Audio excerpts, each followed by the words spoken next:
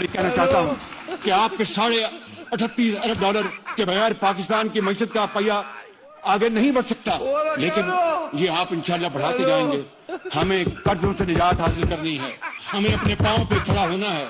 हमें पाकिस्तान को जहां पर हमने एक अजीम अस्करी कुव्वत बना दिया है, पाकिस्तान को एक अजीम माशी कुव्वत जब बना लिया तो फिर दुनिया हमारी आवाज सुनेगी, दुनिया फिर हमें भी आगे बढ़कर हमें भी वो वही इनाम देगी जो कि आज दूसरों को मिल रहा है।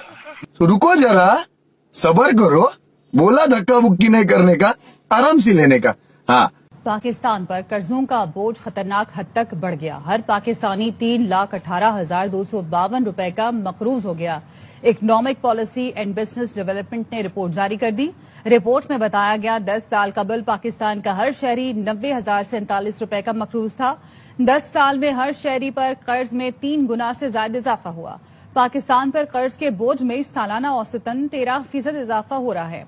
थिंक टैंक के मुताबिक पाकिस्तान का कर्ज मईशत के 70.2% के बराबर हो चुका। पाकिस्तान का कर्ज दीगर एशियाई ममालिक के मुकाबले में कहीं ज्यादा है। श्रीलंका पर कर्ज का बोझ जीडीपी के 96.8%, भारत में 57.1% और बांग्लादेश पर 36.4% है।